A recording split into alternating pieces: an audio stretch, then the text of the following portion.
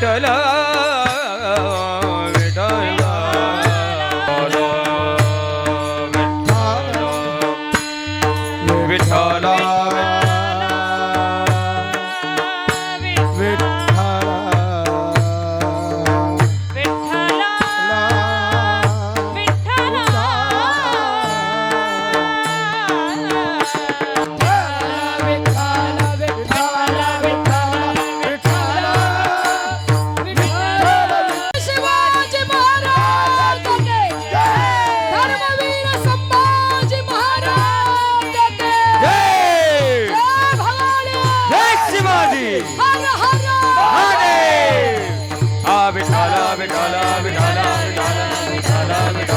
भावे तरी दंभदुरी ठेवा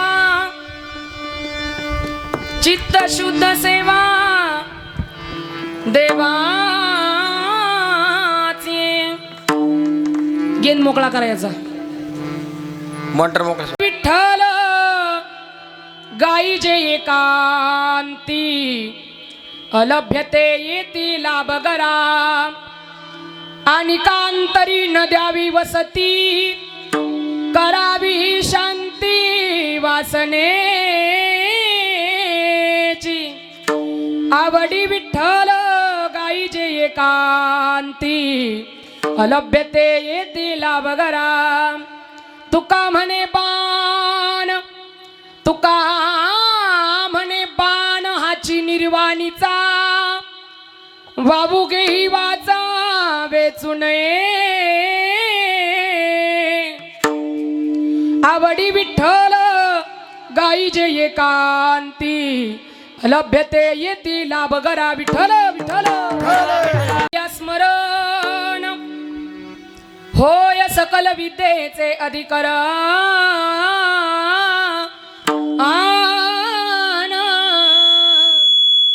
तेची बंधू श्री चरण श्री गुरूंचे ते नमस्कार आता नमो विठ्ठला राजया पांडुरंगा नमो रुक्मिणी माऊली ज्ञान गंगा नमो पुंडलिका नमो चंद्रभागा नमस्कार माझा रुक्मिणी पांडुरंगा पांडुरंगा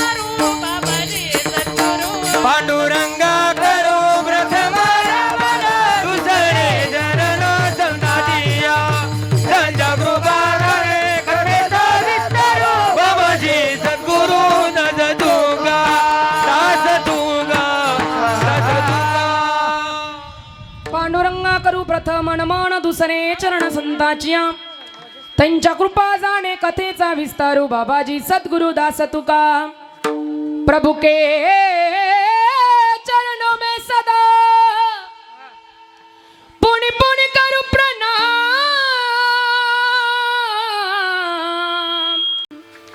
ऐसी माया तारी रे मेरे प्रियतम श्याम हा विठ्ठल हे योग विद्येस सामर्थ्य येते जिथे मानवाला मिळे मोक्ष गाथा तुझ्या पाय ऋषी सदा नम्र माथा तुझ्या मंदिरी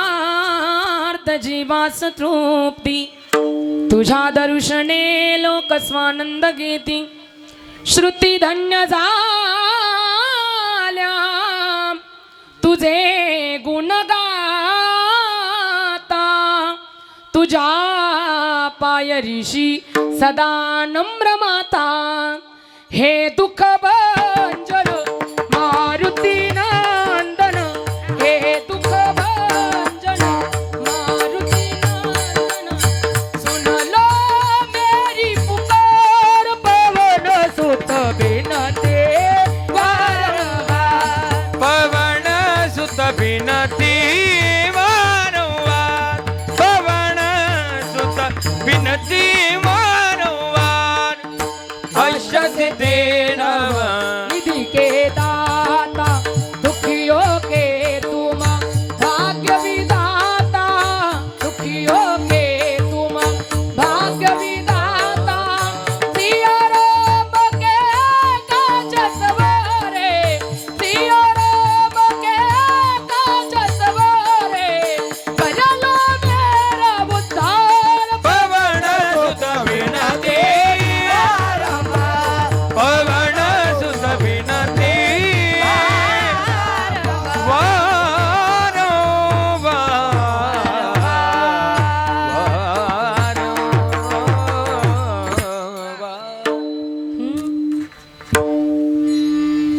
नमो ज्ञानेश्वरा नमो ज्ञानेश्वरा निवृत्ती उदारा सोपान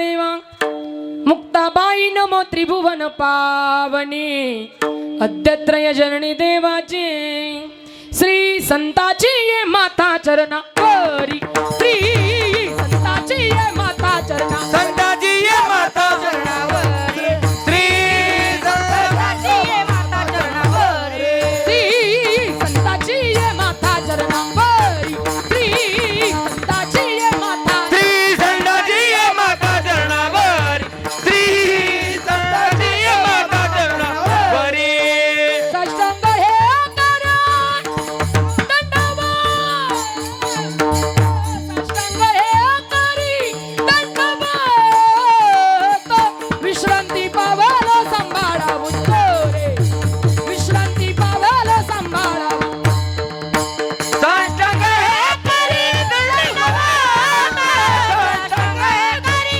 दंडवत विश्रांती पावल सांभाळा उत्तरे विश्रांती पावल सांभाळा श्री संताजी ये माता चरणावरी साष्टांग हे करी दंडवत विश्रांती पावल सांभाळा उत्तरी वडलो अंतरी प्रेम सुख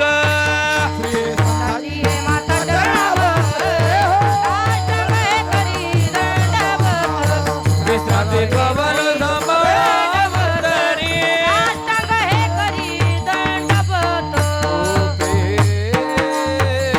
प्रेम सुख आगी सेवक झालो लागलो तुमच्या निज चरणा अहो स्वामी तुकया देवा यावरी न करावा अवेरू हित भावे तरी दंभ दुरी ठेवा चित्त शुद्ध सेवा देवाचे आवडी विठ्ठल गाई जे एकांती अलभ्यते येती लाभ गरा प्रस्तुत कीर्तनरूपी सेवेकरता निवडलेला भंग जगद्गुरु जगत वंदनीय महाराष्ट्रभूषण जगद्गुरु तुकोबाराय, चैतन्य भूषण पाषाण दूषण कथामृताषण जिजाऊ रमण देहूचे सुप्रसिद्ध साधू यांचा 4 चरणाचा आणि जन्माला आलेल्या जीवाला, फक्त जीवालाच नाही तर सजीवापासून निर्जीवापर्यंत, हत्तीपासून मुंगीपर्यंत, कन्याकुमारीच्या या टोकापासून तर काश्मीरच्या त्या टोकापर्यंत जन्माला आलेल्या प्रत्येक जीवाला गोदावरी माते इतका पवित्र करणारा अभंग सेवे करताना बडलाय. विठ्ठल जगण्याचा मार्ग सांगतात आणि जन्माला आलेल्या जीवाला उपदेश करतात. लेका जन्माला आलाय, हित करायचंय, भलं करायचंय, कल्याण करायचंय, मिळालेल्या जन्माचं तुला सार्थक करायचंय, तर जीवन जगत असताना आपल्या जीवनातला दंभ म्हणजे जीवनातला अहंकार बाजूला ठेवा. आवडीनं प्रेमानं विठ्ठलाचं नामस्मरण करा, चित्त शुद्ध सेवा करा, चित्त अंतकरण निर्मळ ठेवा आणि आवडीनं विठ्ठलाचं नाम घ्या. अलभ्य गोष्टी तुमच्या घरामध्ये घर चालत आल्याशिवाय राहणार नाही. तिथे काही सायास करण्याची गरज पडणार नाही. ज्या दिवशी आपल्या घरात आपल्याला पाहिजे ती वस्तू असेल, जीवनामध्ये पाहिजे ते सुख असेल, तर आपल्या वासनेची शांती होईल. दुसरी काही अपेक्षाच आपल्या जीवनात उरणार नाही. आणि तुकोबाराय म्हणतात, लेका जन्माला आलाय आणि एखादा माणूस हित करण्याकरता, भलं करण्याकरता, जीवनाचं सार्थक करण्याकरता आतोनात भगवंताची सेवा करतोय. एखाद्याला वाटलं तर तो सप्ताचा मंडप येऊन झाडतोय, एखाद्याला वाटलं श्रमदान देतोय, एखाद्याला वाटलं अन्नदान देतोय, एखाद्याची अन्नदानही नाही श्रमदानही नाही देता आलं तर तो अर्थदान देतोय, सप्ताह हातभार लावतोय. पण गावात काही काही लोक असे असतातच, ते सकाळी पारावर बसले की याची त्याची निंदा करत त्या पारावर बसतात. आणि तुकोबाराय अशा लोकाला त्या ठिकाणी उपदेश करतात, लेका जन्माला आलाय, तुला हित करायचंय, अगोदर जीवनातला अहंकार बाजूला ठेव. आणि एखादा जर चांगल्या पद्धतीनं भक्ती करतोय तर मी तुला सांगतो, ही वाचा तुला व्यर्थ शिणवण्याकरता मिळालेली नाही, व्यर्थ बडबड करण्याकरता मिळालेली नाही. हे तोंड, हे मुख तुला भजन करण्याकरता मिळालंय. म्हणून काय कर, फक्त आवडीनं जगाच्या मालकाचं नामचिंतन कर. जन्माला आल्यानंतर मिळालेल्या जन्माचं सार्थक होईल. हा झाला अभंगाचा सरळ सरळ भावार्थ. आता तुम्हाला झोपायला अजिबात हरकत, महिला मंडळ मागच्या झोपल्या का काय? मी बोललेलं कळतं ना तुम्हाला? अय माईक घेऊन तिकडे येऊ का? तुम्हाला मी बोललेलं कळतं ना? विडाल विडाल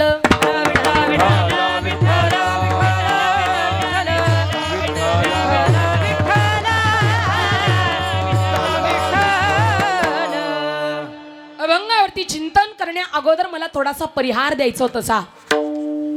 आपल्या गावामध्ये 37 वर्षापासून चालू असलेला हा अखंड हरिनाम सप्ताह नाही का, काकडा भजन, ज्ञानेश्वरी पारायण, श्रीमद भागवत कथा सोहळा आणि तदनंतर हरी कीर्तनाची सेवा, असा गावात नियमाप्रमाणे चालू असलेला अखंड हरिनाम सप्ताह, ज्यांच्या मुखातून तुम्ही गेले कित्येक वर्ष ज्ञानेश्वरी ऐकताय, जे सुंदर ज्ञानेश्वरीचं पारायण करतात, असे आदरणीय हरिभक्त परायण कदम माऊली पैठणकर, सुंदर ज्यांच्या मुखातून पारायण घडतंय, सुंदर आपल्या गावामध्ये नाम सप्ताह यज्ञ सोहळा चालू आहे. श्री संत ज्ञानेश्वर माऊलीच्या 750व्या जयंती महोत्सवानिमित्त आपण या ठिकाणी गोकुळ अष्टमीच्या पर्व काळावरती सुंदर असं नियोजन करता आणि या पर्व काळामध्ये नामचिंतन करता, त्याबद्दल समस्त ग्रामस्थ मंडळींना कोटी कोटी धन्यवाद. एकदा जोरदार स्वतः करता टाळी वाजवा. सुंदर असं नियोजन आहे, सुंदर गायक मंडळी आहेत, सुंदर वादक मंडळी आहेत, सुंदर तुम्ही सर्वजण ऐकणारे आहात आणि सुंदर 7ही दिवस चांगले कीर्तनकार आपल्या गावात तुम्ही आवर्जून उपस्थित केलेले आहेत. त्याबद्दल समस्त ग्रामस्थ मंडळीला कोटी कोटी धन्यवाद. आणि ग्रामस्थ मंडळीच्या माध्यमातून, सप्ताह कमिटी मंडळाच्या माध्यमातून, आदरणीय साबळे महाराजांच्या माध्यमातून माझं तुमच्यापर्यंत याही वर्षी येणं झालं, मागच्याही वर्षी माझं येणं झालं आणि याही वर्षी मला तुमच्या दर्शनाचा योग आला. त्याबद्दल आदरणीय साबळे बाबा आणि सप्ताह कमिटी मंडळ यांना कोटी कोटी धन्यवाद असतील. आजची 4थ्या दिवसाची कीर्तन रूपी सेवा तुम्ही समस्त ग्रामस्थ मंडळीने माझ्यापर्यंत पोहोचवली. पण कोणतंही काम म्हटलं तर अर्थाशिवाय चालत नाही, म्हणून त्यांच्या माध्यमातून आजची कीर्तनाची सेवा घेण्यात आलेली आहे. असे कैलासवासी देवराम भाऊराव पांदे यांच्या स्मरणार्थ श्री रवींद्र देवराम पांदे आणि श्री रामचंद्र देवराम पांदे संपूर्ण यांच्या माध्यमातून आजची कीर्तनाची सेवा घेण्यात आलेली आहे. त्याबद्दल त्यांच्याकरता एकदा जोरदार टाळी वाजवा. कारण सांगू तुम्हाला, ही सेवा देत असताना नुसता पैसा आहे म्हणून कुठे खर्च करावा हे सुद्धा माणसाला कळालं पाहिजे. प्रपंचामध्ये कित्येक लोक असे आहेत की ज्यांच्याकडे कोटीनं पैसा आहे, घरामध्ये ठेवायला जागा नाही, पण दान कुठं केला पाहिजे, धर्म कुठं केला पाहिजे हे ज्याला कळत नाही ना, त्याचं जीवनात कधीच भलं होत नाही. या नाम सप्ताहामध्ये दान म्हणून ही कीर्तनाची सेवा त्यांनी आपल्या त्या ठिकाणी वडिलांच्या स्मरणार्थ या ठिकाणी आयोजित केलेली ही सेवा आणि तुमच्या सप्ताहातील 4थ्या दिवसाची सेवा आजच्या दिवशी सुंदर ज्यांच्या माध्यमातून अन्नदान घडलं, श्री चेतन दिलीपराव चव्हाण ज्यांच्या माध्यमातून सर्व साधू संतांना भोजन देण्यात आलं, त्यांच्याकरता सुद्धा एकदा जोरदार टाळी वाजवा.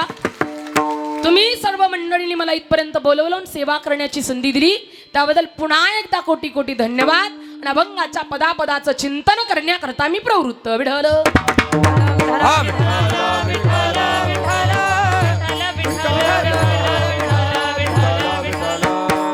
कीर्तन सेवेकरता तुम्ही सुंदर गायक वादक मंडळी आवर्जून उपस्थित केलेत. ज्यांच्या गोड गायनाने अवघ्या महाराष्ट्राला वेड लावला अशा आदरणीय हरिभक्त परायण महाराष्ट्रातील नामवंत गायनाचार्य रुपालीताई गायधणे, सुंदर ज्यांचा गोड आवाज आहे, प्रत्येकाला त्यांनी गायलं की असं वाटतं वा काय आवाज आहे, म्हणून ताईंनी सुंदर सेवा या ठिकाणी दिली, त्याबद्दल कोटी कोटी धन्यवाद. आणि त्याचबरोबर ज्यांनी सुंदर गायनाची साथ या ठिकाणी आपल्याला लाभते अशा आदरणीय हरिभक्त परायण महाराष्ट्रातील नामवंत गायनाचार्य, त्यांचा सुद्धा गोड आवाज आहे, आदरणीय हरिभक्त परायण गायत्रीताई लोखंडे, सुंदर ज्यांनी या ठिकाणी सेवा देत आहेत त्याबद्दल त्यांनाही कोटी कोटी धन्यवाद. ज्यांच्या हातातून सुंदर असा मृदंग आपण ऐकताय, प्रत्येकाला उठून त्या तालावर नाचावंसं वाटतं असे आदरणीय हरिभक्त परायण आधाणे महाराज, सुंदर सेवा ते या ठिकाणी आपल्या गावकरी मंडळीला देत आहेत आणि संपूर्ण कीर्तनकार मंडळीला देत आहेत, त्याबद्दल महाराजांनाही कोटी कोटी धन्यवाद. सुंदर पेटी वाजवणारे महाराज, आदरणीय सर्वच टाळकरी भजनी मंडळ, वयानं मानानं स्थानानं माझ्यापेक्षा मोठी असणारी तुम्ही सर्वच मंडळी, विनेकरीताई, आदरणीय आमचे साबळे बाबा, सर्वांच्या माध्यमातून चालू असलेला आपला अखंड हरिनाम सप्ताह आणि आजची 4थ्या दिवसाची कीर्तन रूपी सेवा सेवेकरता निवडलेला अभंग जगद्गुरु तुकोबारायांचा. तुकोबाराय जन्माला आलेल्या जीवाला उपदेश करतात. संध्याकाळची अन्नदानाची पंगत ज्यांच्या माध्यमातून या ठिकाणी देण्यात आली अशा आदरणीय सोमनाथ दामोदर कंचार, ज्यांच्या माध्यमातून सुंदर अशी अन्नदानाची सेवा देण्यात आली, त्यांच्याकरता सुद्धा एकदा जोरदार टाळी वाजवा. अन्नदान हे जगात श्रेष्ठ दान मानलं जातं आणि त्यांनी अन्नदानाची सेवा आपल्या सप्ताहात दिली, त्याबद्दल त्यांनाही कोटी कोटी धन्यवाद. आणि अभंगाच्या पदापदाचं चिंतन करण्याकरता मी प्रवृत्त. विढल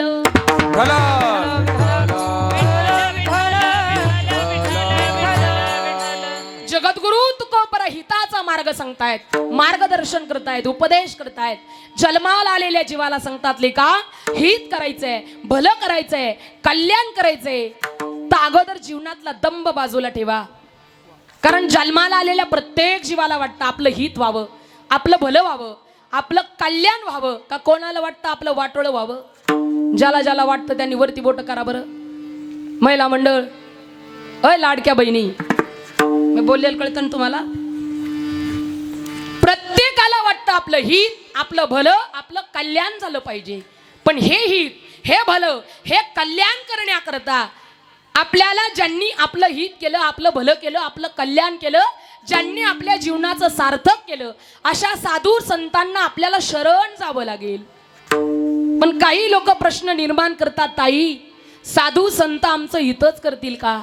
याच्यावर संतांचं उत्तर आहे, शोधोनी आले संत, संत शोधोनी आले संत, हो शोधोनी आले संत, शोधोनी आले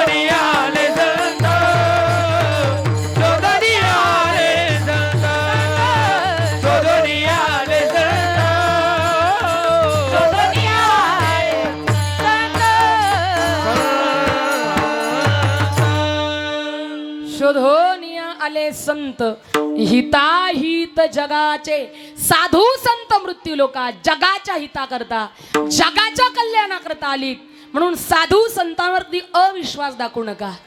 कारण सांगू तुम्हाला विश्वासाशिवाय ज्ञान नाही आणि ज्ञानाशिवाय भगवत प्राप्ती नाही. साधू संत म्हणतात विश्वास तो करी स्वामी वरी सत्ता. ज्याचा विश्वास आहे तो देवावर सुद्धा सत्ता गाजू शकतो. तुकोबाराय म्हणतात मी संतांवर विश्वास ठेवतो मग तुमचा का नसावा.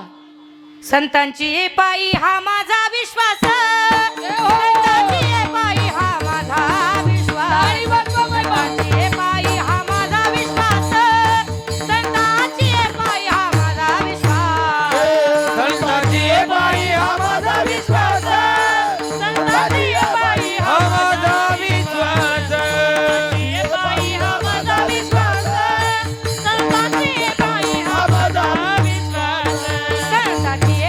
हा माझा विश्वास संतांची पायी हा माझा विश्वास संतांची पायी हा माझा विश्वास संतांची पायी हा माझा संतांची पायी हा माझा विश्वास संतांची पायी हा माझा विश्वास संतांची पायी हा माझा विश्वास संतांची पायी हा माझा विश्वास सर्व भावे दास झालो त्यांचा झालो त्यांचा सर्व भावदास झालो त्यांचा झालो त्यांचा झालो त्यांचा सर्व भावे दास झालो त्यांचा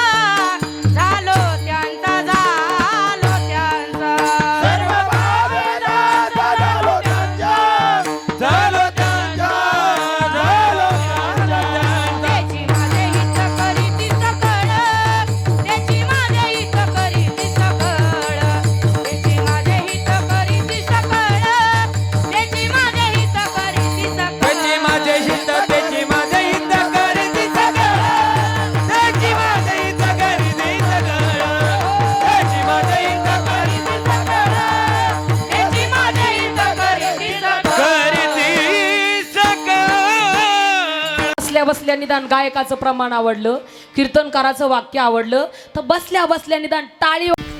संताची ये पायी हा माझा विश्वास संताची ये पायी हा माझा विश्वास नाही का.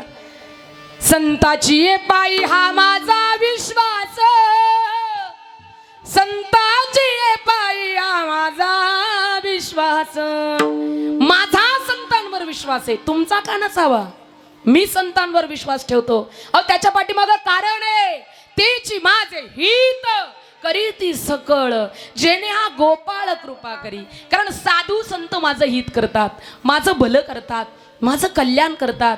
कारण साधू संत अगोदर स्वतःच्या जीवनाचं हित करतात आणि मग जगाला सांगतात की तुम्ही हिताच्या ठिकाणी जागे व्हा. साधू संत जीवनामध्ये अगोदर कोणतीही क्रिया स्वतः करतात आणि मग जगाला सांगतात. परंतु साधू संतांना जन्म मिळतोही आणि कळतोही. तुम्हाला आणि मला मिळतो पण कळायला तयार म्हणून तर आपल्याला सांगण्याचा प्रयत्न करतात. मिळालेला जन्म कसा घालवावा याच्याकरता साधू संत उपदेश करतात. नका करू नाश आयुष्याचा नका करू नाश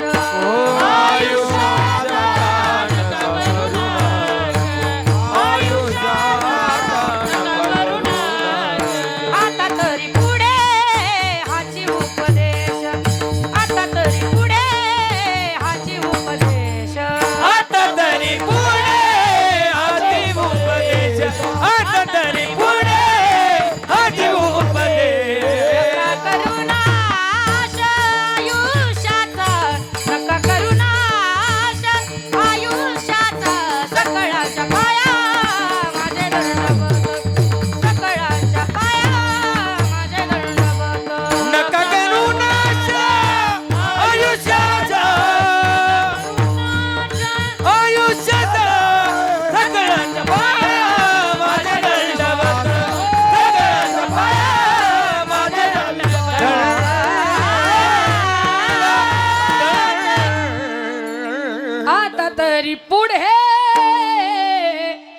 हाची उपदेश आता तरी पुढे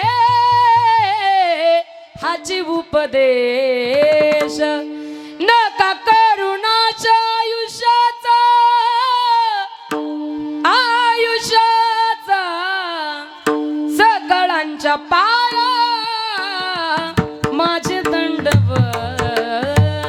नाही का तुमच्या माझ्या पायावर डोकं ठेवून उपदेश करतात पण साधू संत आधी करतात मग जगाला सांगतात कारण साधू संतांना जन्म मिळालाही आणि कळालाही तुम्हाला जर कळालं नसेल तर ऐका एक उदाहरण सांगते एकदा काय झालं एक माणूस म्हशी चारण्याकरता म्हशी रानात घेऊन गेला म्हशी चारवता चारवता म्हशीवाल्याला सुंदर दगड सापडला दगड दिसायला सुंदर होता चम चम चम चम चम करत होता म्हशीवाल्यानं तो दगड पाहिला आणि म्हशीवाल्यानं तो दगड आपल्या हातात घेतला पाहिल्याबरोबर त्याला काही कळालं नाही पण त्याला वाटलं काय दगड सुंदर आहे हा दगड जर मी माझ्या म्हशीच्या गळ्यात बांधला तर माझी म्हैस किती सुंदर दिसेल म्हणून त्याने एक चिरगुट फाडलं चिरगुटाच्या मध्यभागी तो दगड बांधला आणि दिला म्हशीच्या गळ्यात बांधून काय काय तुम्ही बोला ना कमी जाऊ घरी काय दगड म्हशीवाल्याला जो दगड सापडला तो दगड नव्हता तर तो हिरा होता म्हशीवाल्यानं तो म्हशीच्या गळ्यात बांधला घरी म्हैस आल्यानंतर घडलं असं म्हैस दिसायला सुंदर दिसायची म्हणून म्हशीवाला तिला खूप चारा टाकायचा खूप चारा खायला मिळायचा म्हणून म्हैस आनंदी व्हायची त्यांचा रोजचा दिनक्रम सुरू झाला म्हैस दिसायला सुंदर खूप चारा खायला मिळायचा खूप चारा खायला मिळायचा म्हणून म्हैस आनंदी व्हायची आता रोजचाच दिनक्रम सुरू झाला पण एक दिवस घडलं असं रस्त्यानं एक सोनार चालला होता एक जोहार चालला होता एक रत्न पारखी चालला होता त्यानं पाहिलं अरे म्हशीच्या गळ्यात काहीतरी चमकतंय मला तर हा हिराच वाटतोय पण हिरा म्हणावा तर म्हशीच्या गळ्यात कसा कारण हिरा काय म्हशीच्या गळ्यात बांधायची जागा आहे का विचार करू लागला तो आणि तो म्हशीच्या जवळ गेला जवळ गेल्यानंतर त्यानं तो दगड आपल्या हातात घेतला हातात घेतलेला दगड त्यानं निरखून पारखून पाहिला आणि त्याला कळालं अरे हा दगड नाही तर हा हिरा आहे आणि मग त्यानं म्हशीवाल्याला आवाज दिला ओ म्हशीवाले म्हशीवाला पळतच आला सांगितलं म्हशीवाले या दगडाचे मी तुम्हाला 100 रुपये देतो हा दगड तुम्ही मला देता का आता म्हशीवाल्याला दगडाची किंमत कळत नव्हती पण व्यवहार कळत होता म्हशीवाल्यानं विचार केला हा माणूस माझ्या रस्त्यानं कधी जाताना दिसला नाही मी कधी पाहिला नाही अनोळखी व्यक्ती रस्त्यानं जाताना माझ्या म्हशीजवळ आला माझ्या म्हशीच्या गळ्यातल्या दगडाचे मला 100 रुपये देतो याचाच अर्थ या दगडाची किंमत याच्यापेक्षा जास्त असली पाहिजे त्याला किंमत माहित नव्हती पण व्यवहार कळत होता म्हशीवाल्यानं नकार दिला म्हशीवाल्यानं जसा नकार दिला तसा इकडे त्या ठिकाणी जोहारानं सांगितलं हो म्हशीवाले या दगडाचे मी तुम्हाला 1000 देतो देता का मग त्याचा विश्वासच पटला एका क्षणात 10 पट याचाच अर्थ या दगडाची किंमत याच्यापेक्षा जास्त असली पाहिजे हो म्हशीवाले 10,000 देतो देता का मग तो विश्वासच पटला या दगडाची किंमत याच्याही पेक्षा जास्त असली पाहिजे आणि मग त्या म्हशीवाल्यानं नकार दिला आता जोहारानं याच्या आकलीची क्यू केली निघून गेला पण आता मात्र म्हशीवाल्यानं म्हशीच्या गळ्यातला दगड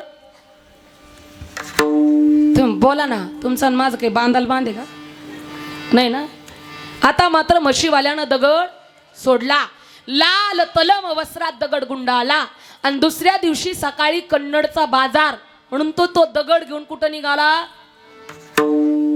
कन्नडला निघाला एका टमटम मध्ये बसला एका रिक्षेत बसला टमटम कळते ना तुम्हाला आणि तो त्याच्यात बसला एक आजी भाजी विकण्याकरता निघाली होती त्यानं त्या भाजीवाल्या आजीला दगड दाखवला हो आजीबाई या दगडाचे मला किती रुपये येतील हो आजी म्हणते हे पोरा 2 मेथीच्या जुड्या त्यानं दगड पुन्हा गुंडाळला पुन्हा कन्नड मध्ये गेल्याबरोबर एका किराणा दुकानात शिरला किराणा दुकानात गेल्याबरोबर त्यानं तो दगड एका काउंटरला ठेवला आणि सांगितलं हो किराणा दुकानदार माझ्याकडे सुंदर दगड आहे या दगडाचे मला किती रुपये द्याल किराणा दुकानदार म्हणतो लेका 2 मुरमुरेचे पोते यानं विचार केला याची काय किंमत इथं व्हायची नाही. मग त्यानं तो दगड उचलला आणि त्या ठिकाणी सोनाराच्या गल्लीला गेला, जोहाराच्या रत्न पारख्याच्या गल्लीला गेला आणि एका सोनाराच्या दुकानात शिरला. जसा दुकानात शिरला आणि त्यानं तो लाल तलम वस्त्रात गुंडाळलेला दगड सोडला आणि काउंटरला ठेवला. जसा दगड काउंटरला ठेवला तसे 4-5 रत्न पारखी, 4-5 सोनार लोक गोळा झाले आणि त्यांनी तो दगड हातात घेतला, निरखून पारखून पाहिला आणि सांगितलं, लेका हा दगड नाही तर हा हिरा आहे, याचे तुला 10 लाख रुपये दिल्या जातील. किती? 10 लाख रुपये दिल्या जातील. तरी पठ्ठ्यानं दगड विकला.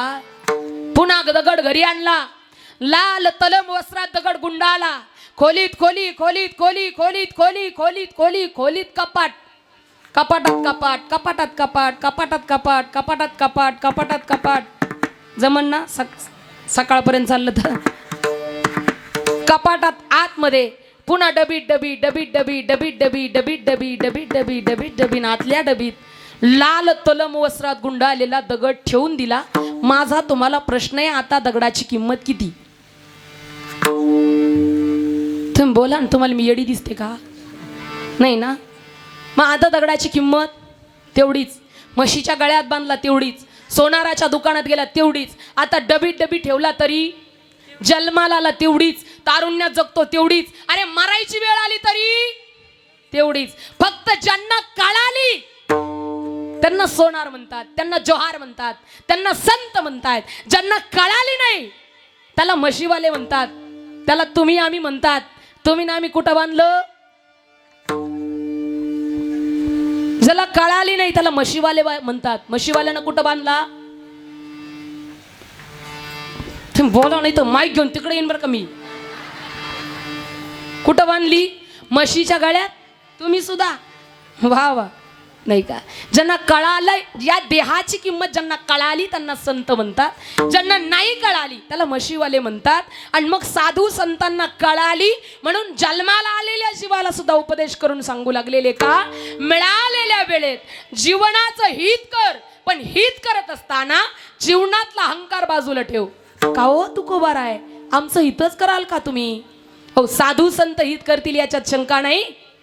एखाद्या माणसाला जर तुम्ही त्या ठिकाणी, एखादा वकील असू द्या, साधा मनुष्य असू द्या, आणि त्याच्या मनात फक्त आपलं चांगलं करण्याची इच्छा असू द्या, तुम्ही त्याच्यावर विश्वास ठेवला तर भलं होतं. मग साधू संत जगाच्या हिताकरता आलेली आहे, जगाच्या कल्याणाकरता इथं आलेली आहे. जगाच्या कल्याणा संतांच्या विभूती, देह कष्टभीती परोपकारे. त्या ठिकाणी साधू संत मृत्यू लोका जगाच्या हिताकरता आलेली आहेत. साध्या माणसावर विश्वास ठेवा, आपलं भलं होतं, ते तर जगाच्या हिताकरता आलेली आहेत. तुम्हाला कळालं नसेल तर का, एकदा काय झाले का माणसाकडून राजद्रोहासारखा गुन्हा घडला, त्याला कळालं म्हणून त्यानं एखादी पळवाट शोधावी म्हणून एका वकील साहेबाकडे गेला. वकील साहेबाकडे गेल्याच्या नंतर त्यानं घडलेली घटना वकील साहेबाला इत्यंभूत इतिवृत्त कळवली.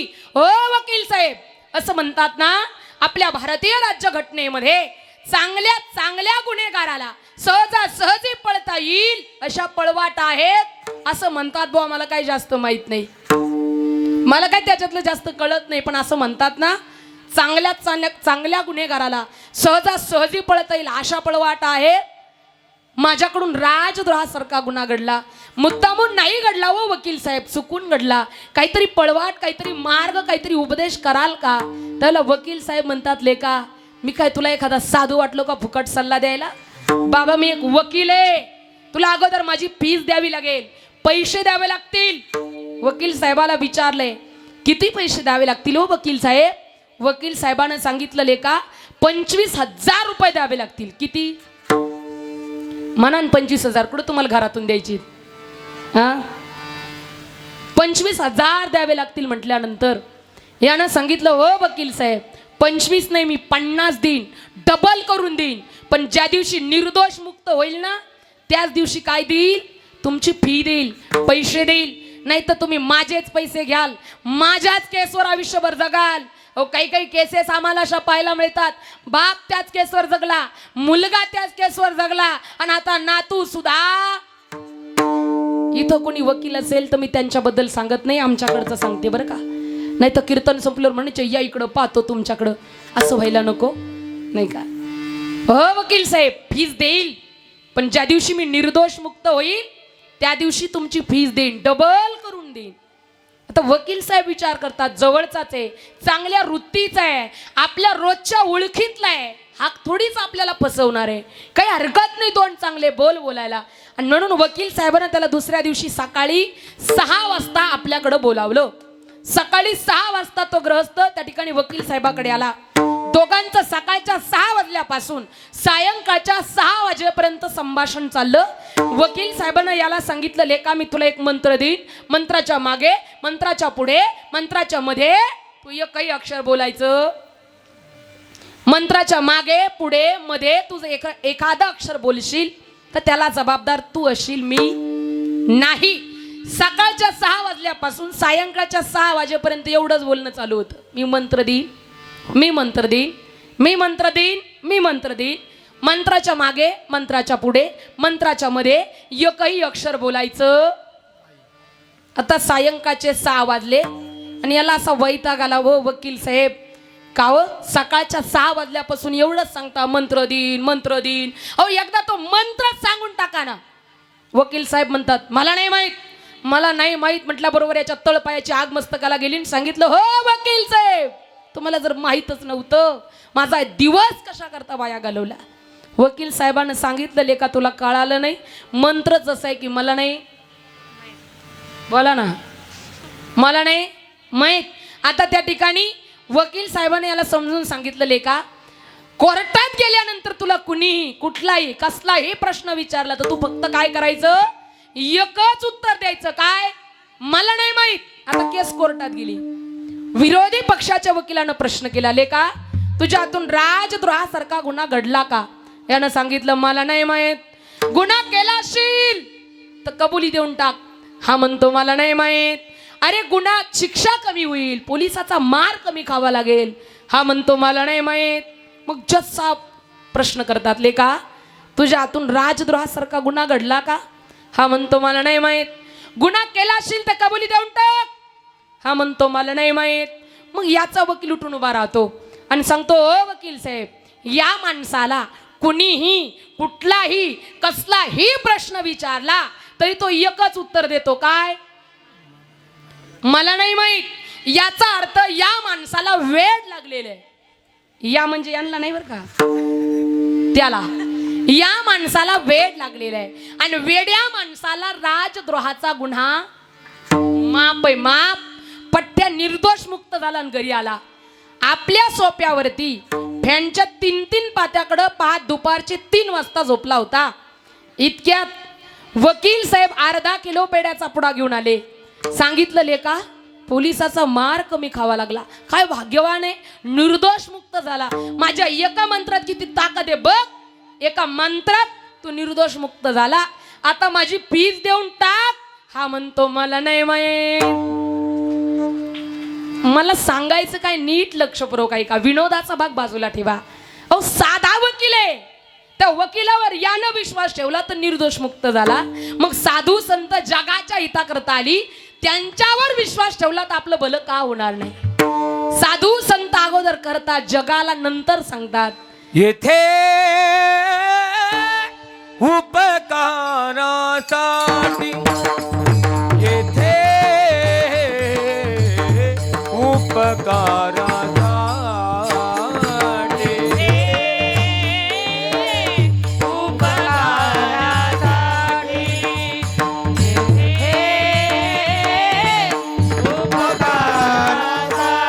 हो येथे उपकारासाठी, येथे उपकारासाठी, येथे उपकारासाठी, येथे उपकारासाठी.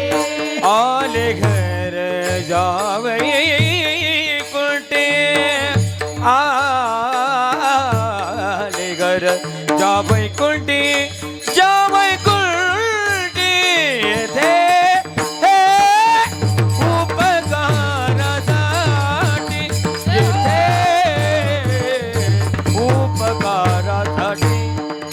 आले घर जावई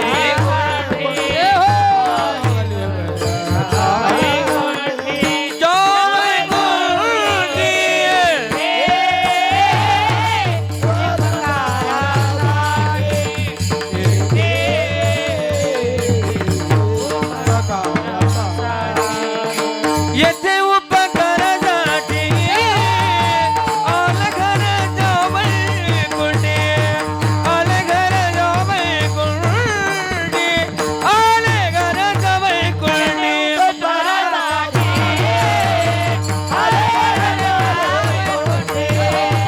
आले घर जावई कुंडी वै कुंडी वै कुंडी येथे उपकारासाठी आले गरजा वैकुंठी. येथे उपकार करण्याकरता जगाचं कल्याण करता साधू संत अवतारित होतात. आणि साधू संत काही काही साधू संत तर त्या ठिकाणी म्हणतात देवा अरे आमच्या जीवनामध्ये अहंकार येऊ देऊ नको. नुसता अहंकारच काय त्याचा वारा सुद्धा माझ्या विष्णू दासांना लागू देऊ नको. अहंकाराचा वारा न लागो राजसा माझ्या विष्णुदासा भाविकांसी. आणि तुकोबाराय सुद्धा तेच म्हणतात देवा मिळालेल्या जन्माचं तुम्हाला हित करायचंय तर जीवनातला अगोदर अहंकार बाजूला ठेवा, अभिमान बाजूला ठेवा, दंभ बाजूला ठेवा. कारण माणसाच्या जीवनात थोडस ज्ञान आलं का तिथं अभिमान येतो, अहंकार येतो. कोणत्याही प्रकारचं ज्ञान येऊ द्या, एखादा थोडासा परमार्थात शिरला असेल, परमार्थातलं थोडस ज्ञान त्याच्या ठिकाणी अवगत झालं असेल आणि तो लगेच त्या ठिकाणी अभिमानात जातो, अहंकारामध्ये जातो. कारण माणसाच्या जीवनात ज्ञान आलं की लगेच अहंकार येतो. पदरचं बोलत नाही मी. एखादा 25-26 वर्षाचा मुलगा आहे आणि त्याचा 60-70 वर्षाचा बाप आहे. 25-26 वर्षाच्या मुलाचं नेटकस लग्न व्हावं, 2-4 वर्ष त्याला प्रपंच करावा आणि बापाने एखाद्या दिवशी त्याला एखादी गोष्ट समजून सांगावी, बाळा हे असं करू नये, असं करावं. तो म्हणतो तुम्हाला काय कळतं ग बसा. 60 वर्ष ज्यानं प्रपंच केला त्याला जर प्रपंचातलं कळत नाही मग त्यानं 60 वर्ष कसा प्रपंच केला. 27 वर्षाचा झाला, फक्त 2-3 वर्ष त्याला प्रपंचाचा अनुभव आला, ज्ञान आलं तर लगेच जीवनात अभिमान आला. 60 वर्षाच्या बापाला तो गप्प राहायला सांगतो, तुम्हाला कळत नाही म्हणतो. त्याचं कारण आहे थोडस ज्ञान आलं की लगेच अभिमान येतो, अहंकार येतो. आणि तुकोबाराय म्हणतात तोच अहंकार, तोच अभिमान जीवाचं हित करायचं असेल तर अगोदर बाजूला ठेवा. अभंगाचं प्रथम शरण. हित भावित दंभ दूरी ठेवा, हित भावित दंभ दूरी ठेवा, हित भावित दंभ दूरी ठेवा, हित भावित दंभ दूरी ठेवा.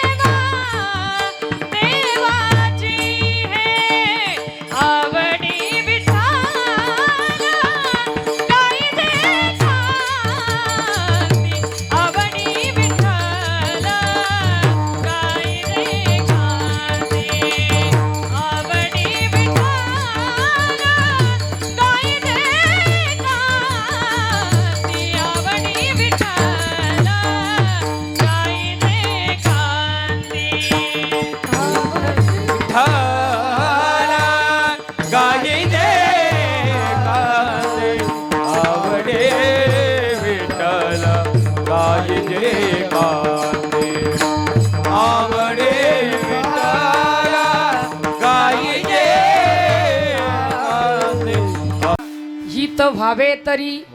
ताई 1 तास झाला तुम्ही आम्हाला सांगता हित करा, भलं करा, कल्याण करा. हे हित म्हणजे नेमकं तरी काय? तर हित कशाला म्हणतात महिला मंडळ? हित हित शेजारची गावाला गेली, तिच्या शेतात जायचं, तिच्या शेतातल्या वांगे मिरच्या तोडून आणायच्या आणि आपल्या घरात आणून भाजी करायची. याला तुम्ही काय म्हणता? बोला ना. शेजारची गावाला गेली, तिच्या काही खालचं शेण उचलून आणायचं आणि आपलं दार सारून घ्यायचं. याला तुम्ही काय म्हणता? हित हित. तेही पलीकडचं ऐका. कीर्तनाला येताना तुटकी चप्पल घालून यायची, जाताना चांगली घालून जायची. फक्त जाता जाता माझी कुणी नेऊ नका म्हणजे बस झाले. एकदा असंच कीर्तनात सांगितलं हित कशाला म्हणतात नाही का. येताना तुटकी घालून यायची, जाताना चांगली घालून जायची. बाईनं पुढचं ऐकलंच नाही, जाता जाता माझी चप्पल घेऊन गेली नाही का. मला सांगायचे काय, नीट लक्षपूर्वक आहे का. तुम्ही आम्ही हित कशाला म्हणतो, साधू संत हित कशाला म्हणतात, याच्यात फार फरक आहे. तुम्ही सहज बोलता बोलता म्हणता आपल्या गावातली सुमनबाई फार हिताची ना. हिताची म्हणजे हा हित हित हित कशाला म्हणतात? अहो ज्याचे हात भगवंताचं भजन करण्यामध्ये तल्लीन होऊन गेलेले तो व्यक्ती हिताच्या ठिकाणी जागा आहे. ज्याचे कान भगवंताचं गुणगान ऐकल्यामध्ये रममान होऊन गेलेले तो व्यक्ती हिताच्या ठिकाणी जागा आहे. ज्याचे डोळे भगवंताचं रूप पाहण्यामध्ये तल्लीन होऊन गेलेले तो व्यक्ती हिताच्या ठिकाणी जागा आहे. ज्याचे पाय भगवंताची पदयात्रा करण्याकरता आसूसलेले तो व्यक्ती हिताच्या ठिकाणी जागा आहे. हित कशाला म्हणावं? हित ज्या ज्या लोकांनी या मृत्यू लोकात हित केलं, मिळालेल्या जन्माचं सार्थक केलं, ती लोक आजही तुमच्यात आणि माझ्यात अजूनही जिवंत आहेत. घरामध्ये बापाचा फोटो आहे, आजोबाचा फोटो आहे, लईच झालं लईच परिवारावरती प्रेम असेल जास्तीचं तर घरात पंजोबाचा फोटो आहे, त्याच्या पाठीमागची निदान नावं तरी तुम्हाला माहिती का हो? अय पुरुष मंडळ, मी बोललेलं कळतं ना. घरात बापाचा फोटो आहे, आजोबाचा आहे, जास्तीचंच परिवारावर प्रेम असेल तर तिथे पंजोबाचा फोटो आहे. पण 750 वर्ष झाले माझे माऊली अजूनही तुमच्या आणि माझ्या मनात आणि आपल्या घराघरात ज्ञानेश्वरीच्या रूपानं जिवंत आहेत, कारण ती हिताच्या ठिकाणी जागी आहे. का हो? तुमच्या आणि माझ्या घरात परिवारावर खूपच प्रेम असेल, आजोबा पंजोबापर्यंत आपल्याला नावं माहिती आहेत, त्याच्या पाठीमागची कोणाला माहिती आहेत का? पण 450 वर्ष झाले तरी माझ्या तुकोबारांचा फोटो आणि माझ्या तुकोबारा तुमच्या माझ्या मनात जिवंत आहेत. त्याचं कारण तुकोबारा हिताच्या ठिकाणी जागे आहे. त्याही पुढे ऐका हो, महाराष्ट्राला अनेक राजे लाभलेत, काही राजे इतिहासातून बाहेरही पडलेत जे तुम्हाला मला माहिती सुद्धा नाही. अनेक राजे होऊन गेले, शूरवीर राजे होऊन गेले. पण नीट ऐका, माझ्या छत्रपती शिवाजी महाराजांचा आवाज अजूनही महाराष्ट्राच्या दऱ्याखोऱ्यात, मावळ्यांचा आवाज अजूनही घुमतोय. त्याचं कारण फक्त छत्रपती शिवाजी महाराज हिताच्या ठिकाणी जागे आहे. अजूनही 15 ऑगस्ट आला, अजूनही 26 जानेवारी आली की माझ्या शूरवीर जवानांची नावं घेतली जातात. भगतसिंग, सुखदेव, राजगुरू, लोकमान्य यांचा सर्वांची नावांचा जयघोष आपण करतो का? ही लोक हिताच्या ठिकाणी जागी आहे. नीट ऐका बरं, भगतसिंगांना लोहारच्या जेलमध्ये टाकण्यात आलं होतं. फाशीची शिक्षा जाहीर झाली होती, वेळ ठरली होती, तारीख ठरली होती, जागा ठरली होती आणि तो दिवस सुद्धा त्या ठिकाणी उगवला होता. हो, सकाळच्या वेळेला सूर्य उगवला होता. भगतसिंग जेलमध्ये व्यायाम करत होते, जोर काढत होते. जोर करणारे आणि व्यायाम करणारे भगतसिंग जेलर साहेबांना तिकून पाहिले आणि जेलर साहेब भगतसिंगाकडे आले. विचारलं, हे भगत, अरे ज्या शरीराची एका तासात माती होणार आहे, शरीर चांगलं राहण्याकरता, शरीर सुदृढ राहण्याकरता या शरीराला व्यायाम करावा लागतो, सूर्य नमस्कार घालावे लागतात, आरोग्य चांगलं राहण्याकरता तुला त्या ठिकाणी योगासनं करावी लागतात रे बाळा. पण ज्या शरीराची एका तासात माती होणार आहे याला व्यायाम कशा करता? त्याला भगतसिंगानं दिलेलं उत्तर ऐका. भगतसिंग गोड बोलतात, ओ जेलर साहेब, जेलर साहेब, माझ्या घरात माझी आई राहते. जेलर साहेब, माझी आई रोज घरातल्या देवाऱ्याची पूजा करते, देवाची पूजा करते. जेलर साहेब, माझी आई ज्यावेळेला पूजा करते ना, दारातल्या बागेत जाते, टोपली भर फुलं घेऊन येते जेलर साहेब. पण ज्यावेळेला देवाऱ्या पुढे बसते, त्या देवाची पूजा करते, त्यावेळेला टोपली भर फुलं घेते. पण त्या टोपली भर फुलातलं फक्त तेजस्वी आणि टवटवीतच फुल देवाच्या चरणी वाहते. जेलर साहेब, फक्त फरक एवढा आहे, माझी आई देवाऱ्यातल्या देवाला देव म्हणते होय, आणि मी माझ्या भारत मातेला देव म्हणतो. त्याला म्हणतात हिताच्या ठिकाणी जाग. अजूनही तुमच्या माझ्यामध्ये ते भगतसिंग जिवंत आहेत. अजूनही त्या भगतसिंगानं म्हणावं, दिल दिया है जान भी दे हे वतन तेरे लिए. दिल दिया है जान भी देंगे हे वतन तेरे लिए. दिल दिया है जान भी देंगे. हे वतन तेरे लिए. दिल दिया है जान भी देंगे. वतन तेरे लिए. हाँ जिएंगे और मरेंगे. हे वतन तेरे दिल दिया है जान भी देंगे. हे वतन तेरे लिए. दिल दिया है जान भी देंगे. हे वतन तेरे लिए. ओ हो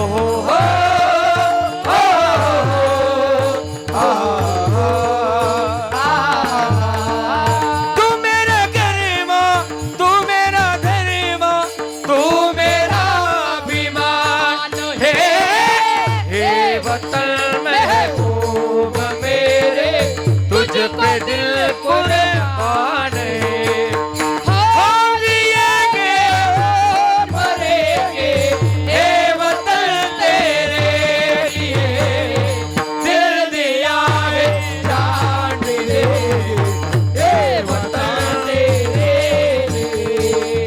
दिल दिया है जान भी देंगे. हे वतन वतन तेरे लिए. माता की जय. नाही का? त्यांनीच म्हणावं, आम्ही हिताच्या ठिकाणी जागे दिले. आम्ही जीवन जगताना असताना या महाराष्ट्राला दिले. आम्ही हिताच्या ठिकाणी जागे हो. जन्माला आल्यानंतर अजूनही आपली लहान लहान लेकरं हिताच्या ठिकाणी जागी ठेवा. इथं आल्यानंतर पाहिलं मी की संपूर्ण गावाचा सुंदर हरिपाठ घडतोय. संपूर्ण ग्रामस्थ मंडळी, तरुण मंडळी, तुम्ही सर्वजण त्याच्यात सहभागी होतात, मोलाचं कार्य करता. आणि सांगू, इथे तरुणानंच नटावं. या मंडपामध्ये तरुणानं नटावं, धर्माच्या ठिकाणी जागं राहावं, जीवन जगत असताना आपलं हित करावं. हित करणं कशाला म्हणतात? जन्माला आल्यानंतर जीवनात प्रत्येक चांगलं काम करणं, याला तर हित करणं म्हणतात. जगताना मृत्यू लोकात, जन्माला आल्यानंतर आपली लेकरं अजूनही वेळ गेली नाही.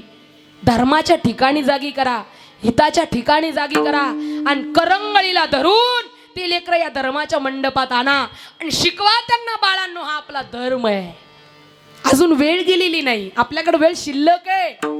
अजूनही आपली लेकरं हिताच्या ठिकाणी जागी करा. आपली तरुण मुलं या धर्माच्या मंडपात आणा. सांगू तुम्हाला, आपल्या महाराष्ट्रामध्ये अत्याचार घडतो. कुठेतरी काहीतरी वाईट घटना ऐकायला मिळतात. लोक म्हणतात मुलीची कपडी त्याला जबाबदार आहेत, मुलीची वागणूक त्याला जबाबदार आहे. पण का हो, आपल्या महाराष्ट्रामध्ये प्रत्येक मुलीला प्रत्येक आई शिकवण देते. तायडे, रात्रीचे 7 वाजलेत, घराच्या बाहेर पडू नको. मुलगी काचेचं भांड असतं, एकदा का तडा गेला पुन्हा जोडता येत नाही. तायडे, रात्रीचे 7 वाजले की लेकीनं घराच्या बाहेर पडू नये. किती वाईट आई असू द्या हो, तरी सुद्धा ती आई जीवन जगत असताना आपल्या लेकराला कधी चुकीचा उपदेश करत नाही. सांगू तुम्हाला, किती न प्रेम करणारी आई असू द्या, तरी सुद्धा ती आपल्या लेकराला चांगलाच उपदेश करत असते. नीट ऐका हो, तुम्ही मुलीला उपदेश करता, तायडे 7 वाजले की लेकीनं घराच्या बाहेर पडू नये. मुलीला काही मर्यादा आहेत, मुलीला काही नियम घालून दिलेले आहेत. पण ऐका ना, त्याच घरातला मुलगा जर रात्रीचे 1-1 वाजता घरात येत असेल तर या आईचं आणि या बापाचं कर्तव्य नाही. बेट्या, रात्रीचे 1 वाजता आहेत, तू आतापर्यंत कुठं होतास का हो? घरातल्या मुलाला जर ही आईन हा बाप रात्रीचे 12-12, 1-1 वाजता घरात आल्यानंतर विचारत नसते आतापर्यंत कुठं होतास, तर सांगू तुम्हाला, महाराष्ट्रामध्ये थोड्या दिवसात आपल्याला वाईट परिस्थिती पाहायला मिळेल. चौकात चौकात टोळके टोळके करून बसतात आणि रात्रीच्या वेळेला नको नको ते कृत्य करतात. आपली लेकरं 8 वाजल्याच्या आत घरात असावीत आणि 8 वाजल्याच्या पुढे जर आपल्या घरातला तरुण मुलगा घराच्या बाहेर पडत असेल तर या आईचं आणि या बापाचं कर्तव्य, बेट्या, रात्रीचे 8 वाजतायत, तू घराच्या बाहेर चाललायस. रात्रीचे 8 वाजतायत, तू घराचा उंबरा ओलांडतोय. पण जात असताना एक लक्षात ठेव, तुझ्या घराच्या बाहेर पडला की तुला एखादी स्त्री दिसेल, एखादी मुलगी दिसेल, एखादी बाई दिसेल. पण ज्या वेळेला तुझ्या या डोळ्याला एक बाई, एक स्त्री, एक मुलगी दिसेल, त्यावेळेला ती फक्त तुझी आई आणि तुझी बहीणच असेल. हे जर शिकवण आपल्या लेकराला देत असाल तर नक्कीच महाराष्ट्राचं चित्र थोड्या दिवसात तुम्हाला वेगळं पाहायला मिळेल, वेगळं पाहायला मिळेल, संस्कृतीनं भरलेलं पाहायला मिळेल. आपल्या लेकराला जर तुम्ही हिताच्या ठिकाणी जाग करत असाल तर नीट ऐका हो. फक्त गाडीवरती छत्रपती शिवाजी महाराजांचा फोटो टाकला म्हणजे कुठे छत्रपती शिवाजी महाराज होत नाही. शिवाजी महाराजांसारखी दाढी वाढवली म्हणजे कोणी छत्रपती होत नाही. छत्रपती शिवाजी महाराजांचा फोटो गाडीवर टाकायचा, गाडी धाब्यासमोर लावायची, हे आपली लायकी आहे. जीवन जगत असताना अजून सुद्धा आपली वेळ गेलेली नाही, आपला धर्म जपा. अजूनही आपल्या धर्माच्या ठिकाणी जागी व्हा. अजूनही आपली मुलं हिताच्या ठिकाणी जागी करा. माझ्या छत्रपती शंभू राजांनी प्राण सोडले पण धर्म नाही सोडला. जीवन जगत असताना धर्म नाही सोडला दादा, प्राण सोडले. मिळालेल्या जन्माचं हित केलं माझ्या शंभू राजांनी, प्राण सोडला पण धर्म नाही सोडला. एखाद्या दिवशी तुमच्या माझ्या नख काढत असताना थोडीशी जिबाळी लागू द्या, जास्तीचं नख काढल्या जाऊ द्या हो. थोडस जास्तीचं नख जर काढल्या गेले ना, 2-4 दिवस तुम्ही त्या बोटाकडे पाहत राहता. 2-4 दिवस आपल्याला जेवता येत नाही, खाता येत नाही, पिता येत नाही. पण माझ्या शंभू राजाची ती नख कुणीतरी यावं आणि उपसून काढावीत, पण धर्म नाही सोडला माझ्या शंभू राजानं. जगताना या मृत्यू लोकात सांगू तुम्हाला, कुणीतरी यावं, सळई गरम करावी, खानात कोचावी माझ्या शंभू राजांच्या. पण माझ्या शंभू राजानं धर्म नाही सोडला, जीवनाचं हित नाही सोडलं.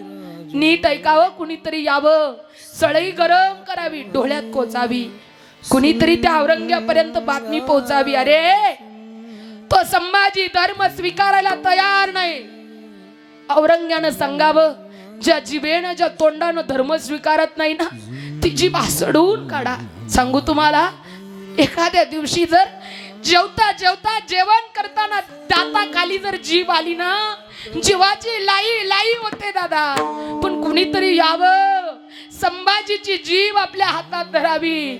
सांगू तुम्हाला, एखाद्या कांदा चिरत असताना जसा चर चाकू चालवावा ना, तशी जीभ हातात धरावी आणि चर चाकू चालवावा आणि माझ्या संभाजीची जीभ हासडून बाहेर काढावी. तरी धर्म नाही सोडला माझ्या शंभू राजानं, नाही सोडला. धर्माच्या ठिकाणी अजूनही जागवा. नीट ऐका हो, कोणीतरी म्हणावं, तो संभाजी नजर ताईट ठेवतोय, सांगतोय धर्म स्वीकारणार नाही. अरे त्याची डोळे काढून टाक. कुणीतरी यावं, माझ्या संभाजींच्या डोळ्याची बुबळ काढून हातात द्यावी, पण तरी सुद्धा धर्म नाही सोडला. कुणीतरी यावं, गुडघ्याच्या वाट्या काढून घ्याव्यात, पण धर्म नाही सोडला. पोटाचे 4 भाग करावेत, कुत्र्याला टाकावेत, पण संभाजी राजानं, शंभू राजानं धर्म नाही सोडला. मायबाप, अजूनही तुम्ही धर्माच्या ठिकाणी जागे व्हा. अजूनही आपली लेकरं धर्माच्या मंडपात आणा आणि अजूनही आपल्या लेकराला हिताच्या ठिकाणी जाग करा. आता जीवनातला अहंकार आणि अभिमान बाजूला ठेवा. मी अमुक आणि मी तमुक, मी याचा उजवा हात आणि मी त्याचा डावा हात. काही गरज नाही याचा आणि त्याचा उजवान डावा वणण्याची. धर्माच्या ठिकाणी जागे व्हा, धर्म जपा, हित करा, भलं करा, मीपणा म्हणजे अहंकार बाजूला ठेवा आणि चित्त शुद्ध अंतःकरणानं भगवंताची भक्ती करा. विठ्ठल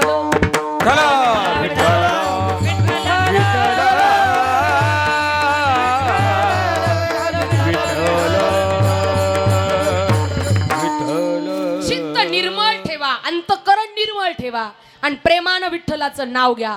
आवडीनं प्रेमानं जर आपण विठ्ठलाचं नाव घेतलं तर जीवनात आलभ्य गोष्टी घर चालत येतात.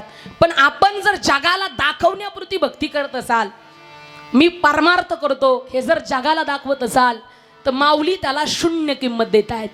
तुम्ही भक्ती करता पण जगाला दाखवण्यापुरती, कोणतंही काम करता मी केलं मी केलं मी केलं, अरे हा अहंकार आहे, बाजूला ठेवा. तो चित्त शुद्ध ठेवा, अंतःकरण निर्मळ ठेवा आणि आवडीनं प्रेमानं माझ्या विठ्ठलाचं नाव घ्या. पण जगाला दाखवण्यापुरता परमार्थ होत असेल तर माऊली त्याला शून्य किंमत देतात. माऊली ज्ञानेश्वरीत वर्णन करतायत, मोर अंगी असुसे पिसे असुसे डोळसे परित्यासी दृष्टी नसे तैसे ते गा. माऊली वर्णन करतायत, मोराच्या पाठीमागच्या पिसावर जो डोळा आहे, तुम्ही ना आम्ही त्याला डोळा म्हणतो ही, हा मोराच्या पिसावरचा, तुम्ही बोला ना, मी हाणू घेईन बरं का आता तुमच्या पुढं. हा मोराच्या पिसावरचा डोळा, तुम्ही ना आम्ही त्याला डोळा म्हणतो ही, पण माऊली म्हणतात तो मोराचा डोळा, तो पिसावरचा डोळा त्या मोराला दृष्टी देत नाही, त्या डोळ्याचा काही उपयोग नाही, त्या डोळ्याचा त्या मोराला काही फायदा नाही. असा डोळा त्या मोराला असून काही उपयोग, जो दृष्टीत देत नसेल असा डोळा असून काही उपयोग अजिबात नाही. मग माऊली म्हणतात तुम्ही भक्ती करता पण भक्तीत प्रेमच नाही, अशी भक्ती करून काही उपयोग, भक्तीत आवडच नाही, अशी भक्ती करून काही उपयोग. त्याही पुढे जाऊन गोड बोलतात माऊली, का स्तन झाले गळा शिळी जैसे, नाही का, शेळीच्या गळ्याला काही स्तन असतात आणि पाठीमागं काही स्तन असतात. मग शेळीच्या गळ्याचे स्तन दूध देतात की पाठीमागचे? तुमच्याकडे काय म्हणतात, शेळी म्हणता का बकरी? दोन्ही पण म्हणत्या. वा वा. आणि सगळ्यात आवडीचा प्राणी बरं का महिला मंडळीचा शेळी. शेळी घरात 10 गाया असू द्या आणि एकच शेळी, बरं का महाराज, तुमच्याकडे आहे का? नाही. 10 गाया असू द्या आणि एकच शेळी असू द्या. सांगू तुम्हाला, 10 गाईचा चारा एकच शेळीला टाकू द्या तरी बाई डोकायला जातेच, माझ्या शेळीला किती टाकला, नाही का? तुमच्याकडचं मला सांगता यायचं नाही पण आमच्याकडचं. मग शेळीच्या गळ्याला काही स्तन आणि पाठीमागं काही स्तन.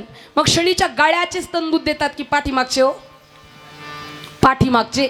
मग माऊली म्हणतात त्या शेळीच्या गळ्याला ते स्तन असून काही उपयोग, काही फायदा, काही त्या ठिकाणी जीवनात काही उपयोग अजिबात नाही.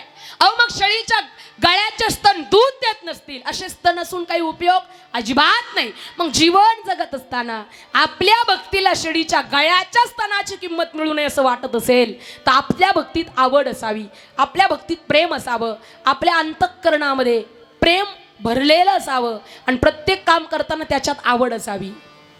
त्याही पुढे जाऊन गोड बोलतात माऊली, साबरी वाडी नल्या सरळा, साबरी वाडी नल्या सरळा, वरी फळ न अंतु पोकळा, वरी फळ न अंतु पोकळा, कास्तन झाले गळा, कास्तन झाले गळा, शेळी जैसे, शेळी जैसे, साबरी वाडी नला सरळा, साबरी वाडी नला सरळा, साबरी वाडी नला सरळा, साबरी वाडी नला सरळा, सरळा सरळा, नाही का? उंच वाढणारं साबरीचं झाड, ज्याला फळ येत नाही, फूल येत नाही, त्याच्या सावलीखाली तुम्हाला मला बसताही येत नाही.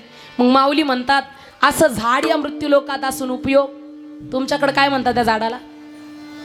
साबरीचं, अशोकाचं उंच वाढणारं झाड, ज्याला फळही येत नाही, फुलंही येत नाही, त्याच्या सावलीखाली तुम्हाला मला बसताही येत नाही. मग असं झाड या मृत्यूलोकात असून काही उपयोग अजिबात नाही. मग भक्ती करता पण भक्तीत प्रेमच नाही, अशी भक्ती करून काही उपयोग?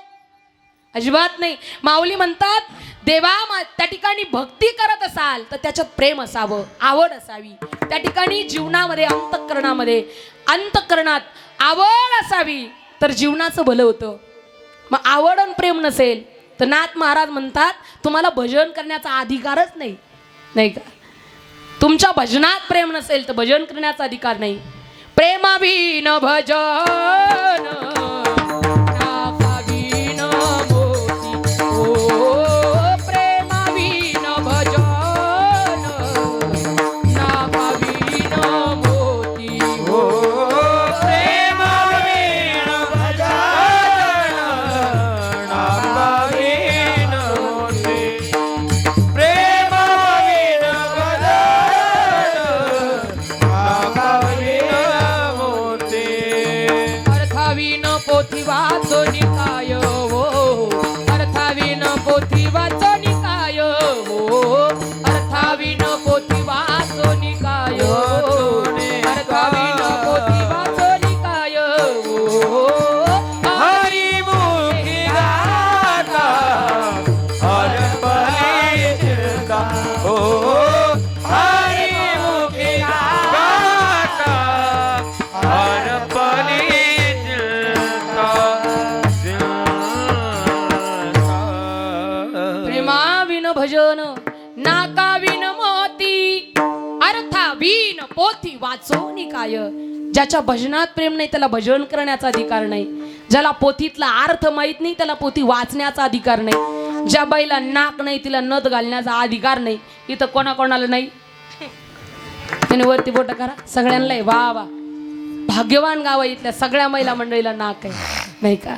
सांगू, ज्याच्या भजनात प्रेम आहे, नाथ महाराज त्याही पुढे जाऊन बोलतात देवा माझ्या भक्तीत जर प्रेम नसेल ना, माझ्या भक्तीत जर आवड नसेल ना, तर तू ज्ञान देण्याच्या भानगडीत सुद्धा पडू नको. भक्ती प्रेम विण नको देवा, भक्ती प्रेम विण, भक्ती प्रेम विण नको देवा, भक्ती प्रेम विण. हे भक्ती प्रेम विना नको देवा, भक्ती प्रेम विना, भक्ती प्रेम विना नको देवा, भक्ती प्रेम विना. हो हो, भक्ती प्रेम विण नको देवा, भक्ती प्रेम विण, भक्ती प्रेम विण नको देवा, भक्ती प्रेम विण. हे भक्ती प्रेम विना नको देवा, भक्ती प्रेम विना, भक्ती प्रेम विना नको देवा, भक्ती प्रेम विना. ओ अभिमान नित्य नवतया माझे, अभिमान नित्य नवतया माझे, प्रेम दुख दे, प्रेम दुख दे, प्रेम दुख दे, प्रेम दुख दे, प्रेम दुख दे, प्रेम दुख दे. प्रेम सुख दे, प्रेम सुख दे, प्रेम सुख दे, प्रेम सुख दे, प्रेम सुख दे. भक्ती प्रेम विना ज्ञान नको देवा, अभिमान नित्य नवा, अभिमान नित्य नवतया माझे. प्रेम विना ज्ञान नको देवा, अभिमान नित्य नवा, अभिमान नित्य नवतया माझे. दया माझी, दया माझी. वाजवान टाळी. नाही का? भक्ती प्रेमाविन ज्ञान नको देवा, अभिमान नित्य नवा तया माझी. तेव्हा माझ्या भक्तीत अभिमान असेल, अहंकार असेल तर तू मला ज्ञान देण्याच्या भानगडीत सुद्धा पडू नको. प्रेम असावं, आवड असावी आपल्या भक्तीत. किती? आपल्या चिकलठाणावरून जर पंढरपूरला जायचं असेल तर एसटी आणि बस महत्वाची, बरोबर ना? 4 व्हीलर महत्वाची आहे. पण या ठिकाणाहून आपल्या गावाहून निघालेली एसटी बस पंढरपुरात जाऊन पोहोचली आणि पंढरपुरात गेल्यानंतर एसटी बस स्टँडला गेली का तुमच्या गावातली एखादी एसटी एखादी बस दर्शनाला जाते? चिकलठाणाहून निघालेली बस पंढरपुरात जाऊन पोहोचली, पण दर्शनाला जाण्याकरता त्या यष्टीत माणसा जितकी महत्वाची तितकीच महत्वाची तुमच्या माझ्या भक्तीत प्रेम असणे, आपल्या भक्तीत आवड असणे. आपण जीवनात जे परमार्थ करतो त्याच्यात आवड असणं महत्वाचं आहे. मग तुकोबाराय म्हणतात तुमच्या भक्तीत जर आवड असेल ना कोई सायासच करण्याची गरज नाही, आलाप्य लाभ घरात येतात. अभंगाचं दुसरं चरण. आवडे विठ्ठल हा गाईचे काठी हा आवडे विठ्ठल हा गाईचे आवडे विठ्ठल गाई काठी. आवडे विठ्ठल गाई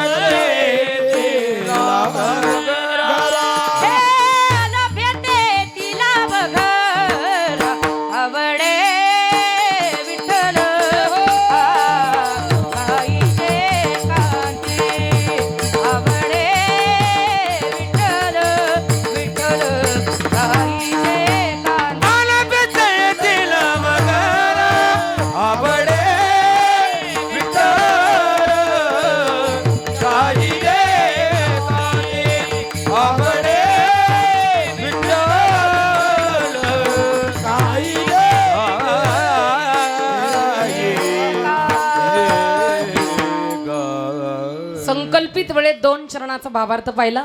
उरलेल्या वेळेत पुढच्या 2 चरणाचा भावार्थ पाहू. तत्पूर्वी जगाच्या मालकानं तुम्हाला आणि मला 2-2 हात दिले, 2ही हात वरती करा. मी येऊ का चहा पिऊन आता? बर बर. ज्ञानोबाराया माझ्या तुकोबाराया एक तरी एक ज्ञानोबाराया माझा तुकोबाराया. ज्ञानोबाराया माझ्या तुकोबाराया बोलो. ज्ञानोबाराया माझा तुकोबाराया. ज्ञानोबाराया माझ्या तुकोबाराया. ज्ञानोबाराया माझा तुकोबाराया. साधकाचा माय बाप ज्ञानोबाराया. साधकाचा माय बाप ज्ञानोबाराया.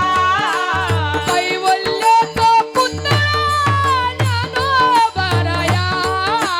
कैवल्याचा पुत्र ज्ञानोबाराया. प्रगटला पुतळा ज्ञानोबाराया एक ताळी. प्रगटला पुत्र ज्ञानोबाराया. साधकाचा माय बाप ज्ञानोबाराया. साधकाचा माय बाप ज्ञानोबाराया. बोला बोला ज्ञानोबाराया माझ्या तुकोबाराया. बोला. ज्ञानोबाराया माझा तुकोबाराया. आहा, ज्ञानोबाराया माझ्या तुकोबाराया. ज्ञानोबाराया माझा तुकोबाराया. आ, ज्ञानोबाराया माझ्या तुकोबाराया. ज्ञानोबाराया माझा तुकोबाराया. आहा, ज्ञानोबाराया माझ्या तुकोबाराया. ज्ञानोबाराया माझा तुकोबाराया. आहा, ज्ञानोबाराया माझ्या तुकोबाराया. ज्ञानोबाराया माझा तुकोबाराया. आहा, ज्ञानोबाराया माझ्या तुकोबाराया. ज्ञानोबाराया माझा तुकोबाराया. तुकोबाराया माझ्या तुकोबाराया.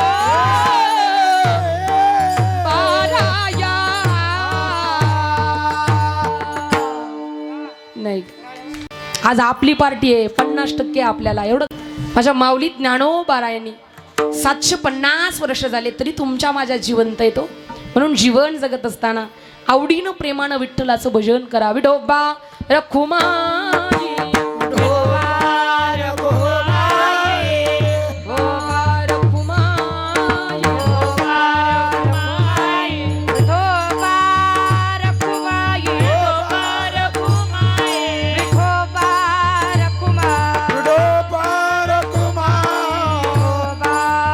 रखुमाई, विठोबा रखुमाई, विठोबा रखुमाई, विठोबा रखुमाई, विठोबा रखुमाई, विठोबा रखुमाई, विठोबा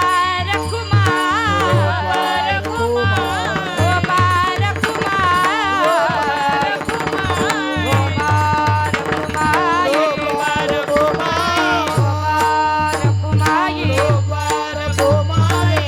हरी जय जय हरी जय जय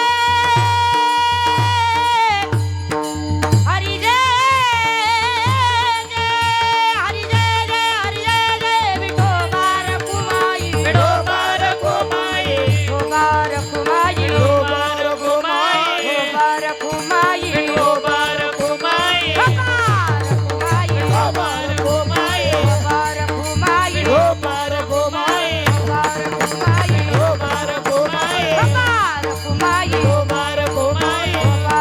रखुमाई विठोबा रखुमाई, विठोबा रखुमाई विठोबा रखुमाई, विठोबा रखुमाई विठोबा रखुमाई, विठोबा रखुमाई विठोबा रखुमाई, विठोबा रखुमाई, विठोबा रखुमाई, विठोबा रखुमाई, विठोबा रखुमाई, विठोबा रखुमाई, विठोबा रखुमाई, विठोबा रखुमाई, बाबा, बाबा, बाबा, बाबा, बाबा, बाबा, बाबा, बाबा, बाबा, बाबा,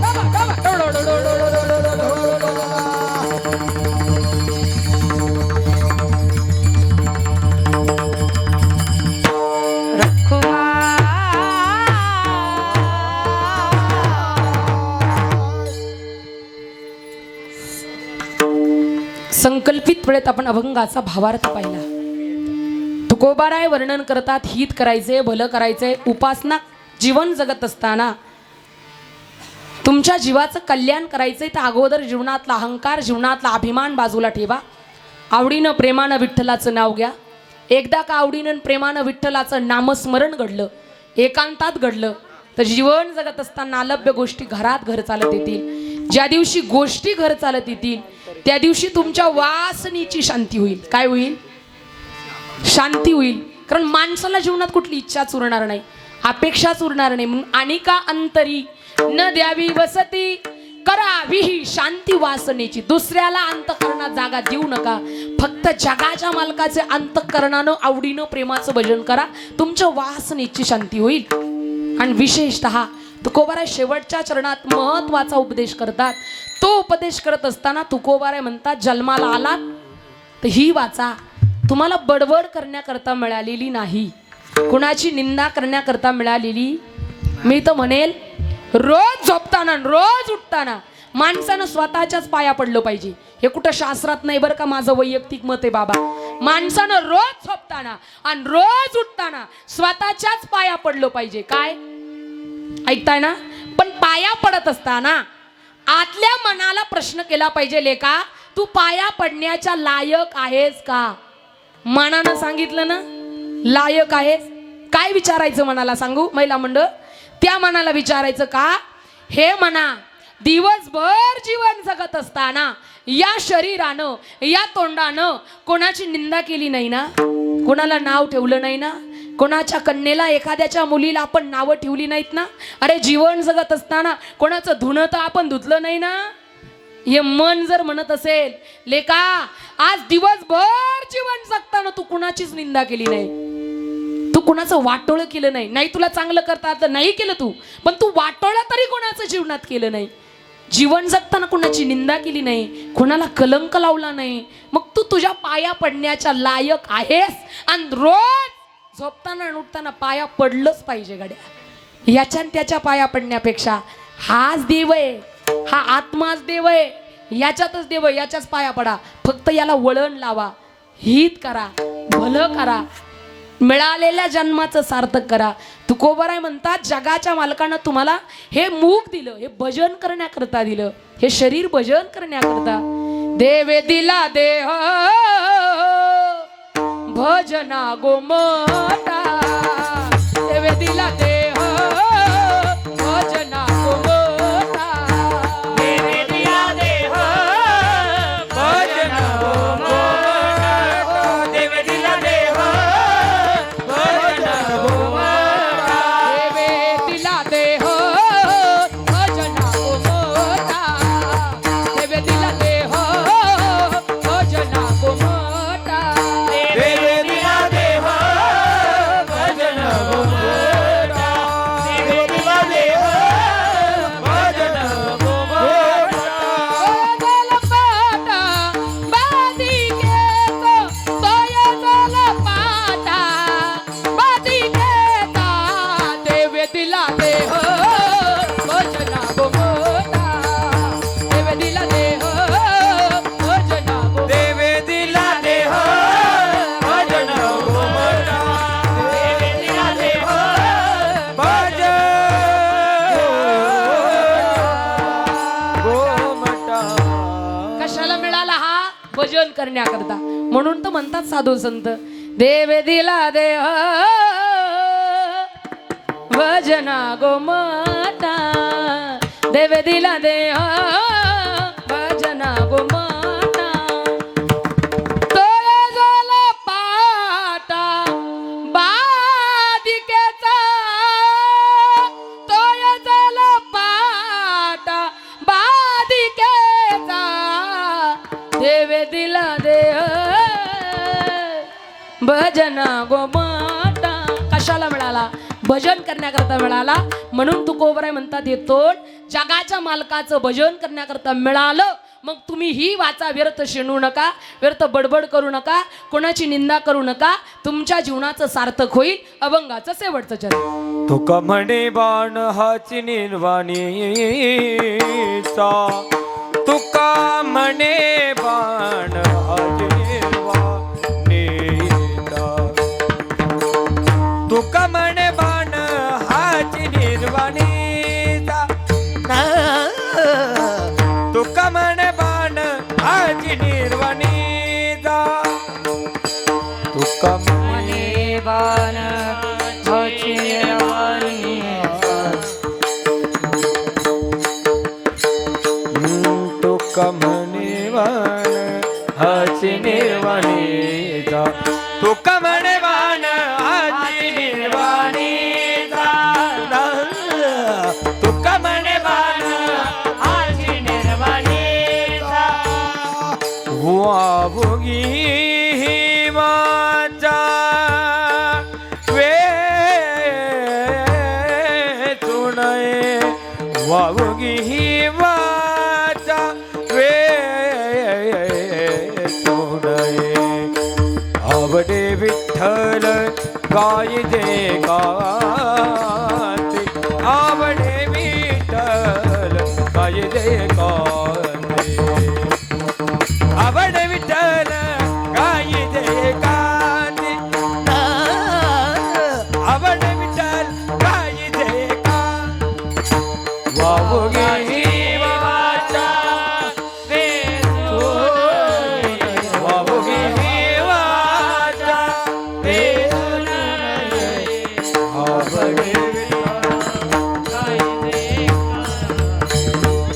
आवडी विठ्ठल गाई दे कांती, आवडी विठ्ठल गाय दे कांती, आवडे विठ्ठल गाई दे कांती. गाय दे कांती, गाय दे कांती. संकल्पित वेळेत आपण अभंगाचा भावार्थ पाहिला.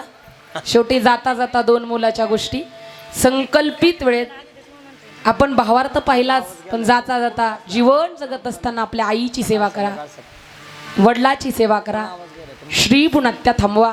हिंदू म्हणून जगता तर गोठ्यात एक तरी गावरान गाय आणि दारात तुळशी वृंदावन बांधायला विसरू नका. जीवन जगता तर आपली आई आपला बाप जीवनात कधीच दुखू नका. म्हाताऱ्या आईबापाला लागतंच काय? काय लागतं हो म्हाताऱ्या आईबापाला? ओ म्हातारा बाप असेल 400-500 रुपयाचा हलकंसं धोतर, 200-300 रुपयाचा हलकासा शर्ट, 100-150 रुपयाची हलकी चप्पल, आणि रोज घरी आलात तर बाबा तुम्ही जेवलात का हो? आठवड्यातून एक दिवस बाबा तुमच्या गोळ्या संपल्यात का, आणायच्यात का हो? एवढे 2-4 वाक्य जर आपण आपल्या आईला आणि बापाला देत असाल ना, तर महाराष्ट्रामध्ये एकही वृद्धाश्रम तुम्हाला आणि मला पाहायला मिळणार नाही. आमच्या शिर्डीत वृद्धाश्रम आहे आणि 150 लोक आहेत त्याच्यात. किती? 150.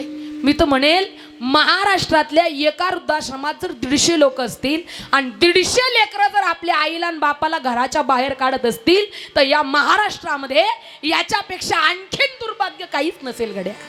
काय लागतं म्हाताऱ्या आईला? 200-300 रुपयाचं हलकंसं लुगडं घ्या. सांगू का तुम्हाला, ती आईन तो बाप काय असतो, एखादं लेकरू कलेक्टर उद्या हो, कलेक्टर, आणि अखंड भारतानं त्याच्या पाठीवर थाप टाकू द्या, शाब्बास बेटा कलेक्टर झालास. पण सांगू तुम्हाला, जोपर्यंत आई आणि बाप नावाची त्या लेकराच्या पाठीवर थाप पडत नाही ना, तोपर्यंत त्याला कलेक्टर झाल्याचं सुख मिळत नाही गड्या. हात जोडून सांगू मी तुम्हाला, काय असतो तो बाप. एखादा मुलगा नोकरीला लागला आणि बापा करता त्यानं जर 200-300 रुपयाचा हलकासा शर्ट शिवला ना, 200-300 रुपयाचा, 90 वर्षाचा बाप असू द्या, ज्याला नीट चालता येत नसू द्या, जर बापानं तो शर्ट अंगात घातला ना, उठत बसत मारुतीच्या मंदिरात जातो. आणि मारुतीच्या मंदिरात गेला का 2-4 त्याचे मित्रमंडळ तिथं बसलेले असतात. कॉलर टाईट करून सांगतो, अरे मा पिंटा नोकरीला लागला, त्यानं मला 500चा शर्ट शिवला. माझा भैया नोकरीला लागला, त्यानं मला 500चा शर्ट शिवला. 2-4 दिवसानं पुन्हा तो शर्ट अंगावर घालतो, पुन्हा त्याच लोकात जाऊन बसतो आणि पुन्हा कॉलर टाईट करून सांगतो, मा भैया नोकरीला लागला, त्यानं मला 500चा शर्ट घातला. हो, त्याला तर बाप म्हणतात. माय बाप सगळं मिळतं, आईन बाप नाही मिळत गड्या. सांगू, भक्त पुंडलिकानं आईची बापाची सेवा केली. जगाच्या मालकाला पंढरपुरात चालत यावं लागलं, त्यानं फेकलेल्या विटेवर उभं राहावं लागलं. सांगू तुम्हाला, अजूनही जगाचा बाप त्या विटेवर उभा आहे, कारण अजूनही आईच्या आणि बापाच्या सेवेतली ताकद शिल्लक आहे. ज्या दिवशी आईच्या आणि बापाच्या सेवेतली ताकद कमी पडेल, त्या दिवशी जगाचा बाप ती वीट सोडून खाली उतरल्याशिवाय राहणार नाही गड्या. म्हणून जीवनात आपली आई आणि आपला बाप कधी जीवनात विसरू नका. आपल्या आईची आपल्या बापाची सेवा करा, एवढी विनंती तुम्हाला करेल. आणि झालेली सेवा भगवान परमात्म्याच्या चरणी समर्पित करेल. ज्ञानेश्वर माऊली, ज्ञानराज माऊली ओम माऊली ज्ञानेश्वर माऊली, ओम माऊली ज्ञानेश्वर माऊली, माऊली ज्ञानेश्वर माऊली,